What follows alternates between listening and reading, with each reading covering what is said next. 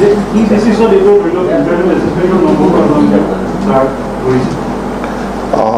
তথ্যটো একেবাৰে শুদ্ধ নহয় যে আমাৰ বিদ্যালয়সমূহত ইণ্টাৰনেল এছেছমেণ্টৰ কোনো ব্যৱস্থা নাই। এই তথ্যটো এটা মিছা তথ্য। আমাৰ বিদ্যালয়সমূহত ইণ্টাৰনেল এছেছমেণ্টৰ তথ্য আছে, ইণ্টাৰনেল এছেছমেণ্টৰ ব্যৱস্থা আছে, মাত্ৰ আমাৰ কিছু সংখ্যক বিদ্যালয়ত এইখিনি পালন কৰা নাই। তো যিখিনি বিদ্যালয়ত পালন কৰা নাই এই বিদ্যালয়খিনিৰ ক্ষেত্ৰত আমি নিশ্চিতভাৱে ব্যৱস্থা গ্ৰহণ কৰিম। কিন্তু এই প্ৰক্ৰিয়াটোত আমি দেখিছোঁ আমাৰ প্ৰায়বিলাক বিদ্যালয়ত এনে ব্যৱস্থা আছে আৰু তাৰ ভিত্তিত আমি যি নম্বৰ দিয়াৰ কথা কৈছোঁ আমাৰ স্কুলসমূহ সেইখিনি ইণ্টাৰনেল এছেছমেণ্টৰ নম্বৰ দিবৰ কাৰণে তেওঁলোক সক্ষম। কিন্তু তাত আমি বহুত নম্বৰ ৰখা নাই, কম নম্বৰ ৰাখিছোঁ। আমি ৰেকৰ্ড বেছড ইভালুৱেশ্যন এটাই কৰিব বিচাৰিছোঁ আৰু ৰেকৰ্ড আমাৰ যি এভেইলেবল আছে আমাৰ মেট্ৰিকৰ ক্ষেত্ৰত ক্লাছ 9ৰ ৰেকৰ্ড প্ৰায় 100% আমাৰ এভেইলেবল আছে। প্ৰায় 90%ৰ ওচৰা ওচৰিকৈ 90+% বিদ্যালয়ত আমাৰ প্ৰি বৰ্ড পৰীক্ষা হৈছে। গতিকে প্ৰি বৰ্ডৰ ৰেকৰ্ড আমাৰ লগত এভেইলেবল আছে। গতিকে সেই ৰেকৰ্ডখিনিও আমি ইউজ কৰিম।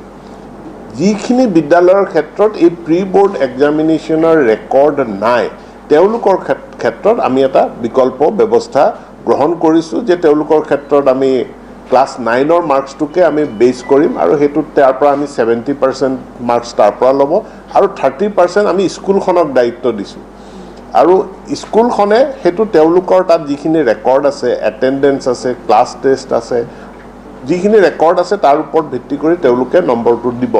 আৰু কোনো পৰিস্থিতিত ইয়াৰ জৰিয়তে পাছ কৰা বা ডিভিজন লাভ কৰা ছাত্ৰ ছাত্ৰীৰ সংখ্যাটো যোৱা 3টা বছৰৰ যিটো গড় হিচাপ আছে, ৰিজাল্ট আছে সেই বিদ্যালয়খনৰ তাৰ 10%তকৈ ওপৰত বেছি ভেৰিয়েশ্যন হ'ব নোৱাৰিব। কমো হ'ব নালাগে, বেছিও হ'ব নালাগে। 10%ৰ ভিতৰত থাকিলে আমি এইটো এটা ৰিজনেবল এছেছমেণ্ট হৈছে বুলি আমি ধৰি লওঁ।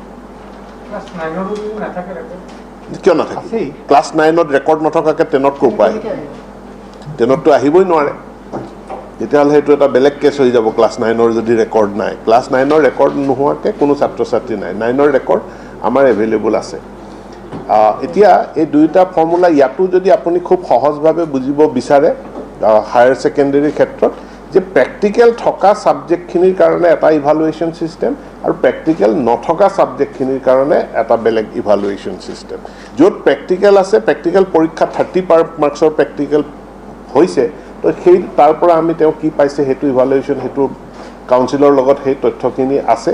আৰু য'ত এই প্ৰেক্টিকেলৰ ব্যৱস্থাটো নাই তাত এটা বেলেগ ফৰ্মুলা এপ্লাই কৰা হ'ব আৰু সেইখিনি আপোনালোকৰ আগত জনাইছে।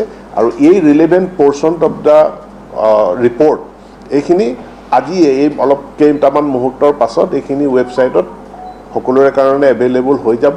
আৰু কাৰোবাক যদি ইয়াতে কপি লাগে আমি ফটোকপি কৰি আপোনালোকক এতিয়াই দি দিম, তাৰ সেইটো ডিটেইল তথ্যখিনি আপোনালোকে পাই যাব।